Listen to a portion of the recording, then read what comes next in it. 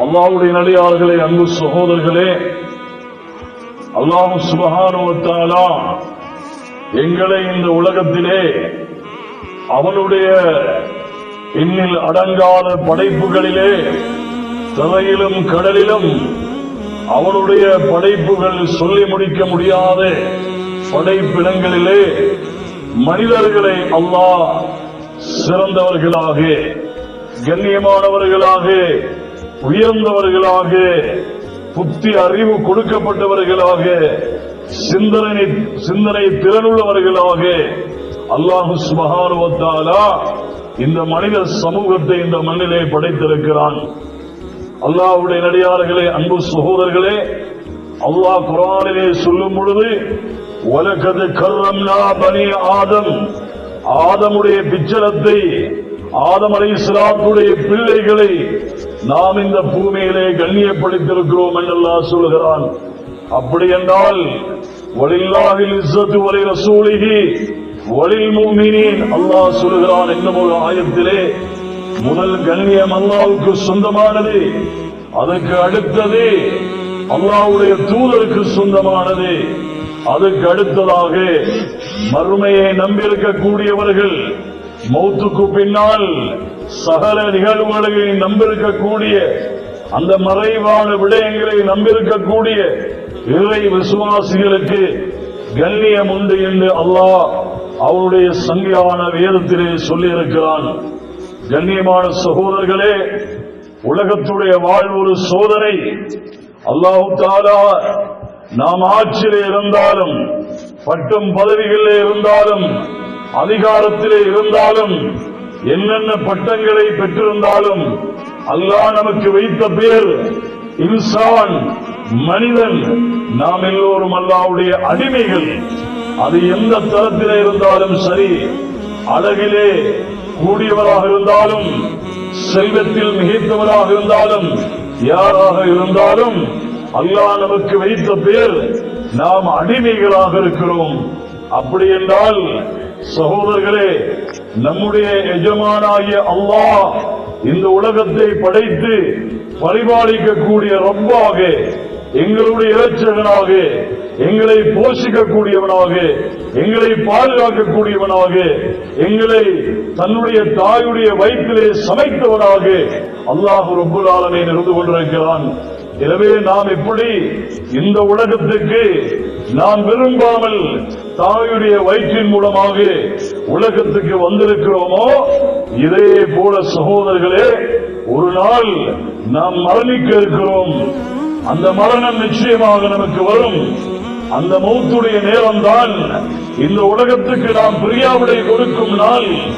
கண்ணியமான சகோதரர்களே, ஒவ்வொரு மனிதனும் உலகத்துக்கு பிறக்கும் பொழுது தன்னுடைய குடும்பத்திலே தன்னுடைய தங்கச்சிக்கு அல்லது தனக்கு ஒரு ஆண் பிள்ளை பிறக்கும் பொழுது சந்தோஷம் அடைகிறார்கள், சிரித்தவர்களாக இருக்கிறார்கள். அந்த குழந்தை இந்த உலகத்தை நோக்கி அழுது கொண்டு வருகிறது.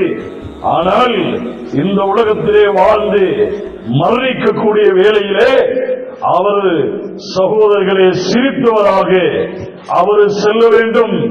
அவர்களுடைய உறவினர்கள், அவருடைய மனைவி, பிள்ளைகள் எல்லாம் அழுது கொண்டிருக்கின்ற நிலையிலே அந்த மனிதன் சிரித்த வண்ணமாக சொர்க்கத்துக்கு நன்மாராயம் சொல்லப்பட்ட மனிதனாக இந்த உலகத்தை விட்டு செல்ல வேண்டும். அல்லாஹ் இந்த உலகத்துடைய வாழ்வை நமக்கு ஒரு சோதனையாக அல்லாஹ் தந்திருக்கிறான். இது நிரந்தரம் இல்லை. ஆகக்கூடிய அந்த சொர்க்கம்தான் நமக்கு நிரந்தரமானது என்பதை இந்த ஒவ்வொரு ஜும்மா பிரசங்கத்திலேயும் வாழ்வினுடைய யதார்த்தத்தை, வாழ்வினுடைய உண்மை நிலையை, வாழ்வின் தத்துவத்தை மிம்பர் மேடையிலிருந்து முழு உலகத்திலே முழங்கப்படுவது எதற்காக தெரியுமா? மனிதன் சிந்திக்கக்கூடியவன், சிந்திக்கும் திறன் உள்ளவன், தன்னை படைத்த ரப்பை இவன் மறந்துவிடக் கூடாது. தன்னுடைய இலட்சங்களை எந்த சந்தர்ப்பத்திலேயுமே மறந்துவிடக் கூடாது.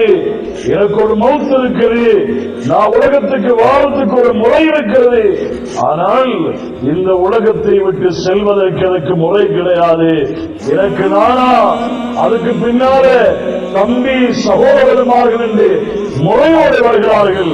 தன் தாத்தா தங்கச்சி என்று முறையோடு இந்த உலகத்திலே பிறக்கிறார்கள். ஆனால் மரணிப்பதற்கு முறை கிடையாது.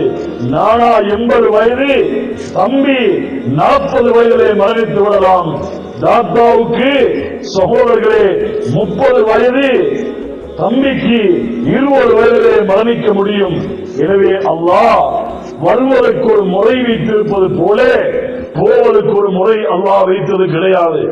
எனவே தாயுடைய வயிற்றிலே இருந்தும் அந்த சிசுவாக இருக்கும் பொழுதும் மரணம் வரும். தாயுடைய வயிற்றிலிருந்து வெளியிலே வந்த பின்னாலேயும் மௌத்தை நிச்சயமாக சந்திக்க நேரிடும். வாலிபத்திலே மௌத்து வரும், முதுமையிலே வரும். சகோதரர்களே, எல்லோரும் நினைக்கிறார்கள் நாங்கள் வயதாகி நல்ல கூலி விழுந்து எங்களுடைய அந்த கட்டத்திலேதான் நாங்கள் மரணிப்போம் என்று நீங்கள் நினைத்தால் அது தவறானது, அது தப்பானது. சகோதரர்களே, எத்தனையோ பேர் சம்பாதிக்கிறார்கள். யூகேல பெரிய பெரிய வல்லரசு நாடுகள்ல போய் காசு பணத்தை சம்பாதித்து விட்டு இலங்கை வருகிறார்கள். வந்த மனிதர் அந்த சொத்தை அனுபவிக்க முடியாமல் மரணித்து விடுகிறார். ஹார்ட் அட்டாக்காம். அருமையான சகோதரர்களே, ஆஸ்பத்திரிக்கு கொண்டு செல்கிறார்கள், மரணித்து விடுகிறார். தான் சம்பாதித்த சொத்தை அவரால் அனுபவிக்க முடியவில்லை என்றால் உலகத்துடைய வாழ்வினுடைய யதார்த்தத்தை புரிந்து கொள்ளுங்கள் சகோதரர்களே, அல்லாஹ்வுடைய அடியார்களே. மனிதனுக்கு மௌத்து எப்பொழுது வரும் என்று தெரியாது. மனிதன் நான் இந்த மிம்பரில் இருந்து கீழே இறங்குவேனா என்பதை எந்த கம்ப்யூட்டருக்கும் எந்த நவீன விஞ்ஞானிகளுக்கும் கண்டுபிடித்து சொல்ல முடியாது. நீங்கள் இந்த பள்ளியிலே இருந்து இன்றைக்கு ஜும்மாவுக்கு வந்திருக்கக்கூடிய நீங்கள் வீடு செல்வீர்கள் என்பது அது நிச்சயமில்லை. அல்லாஹ் ஒவ்வொருவருடைய ரூகையும் அவன் கையிலே வைத்த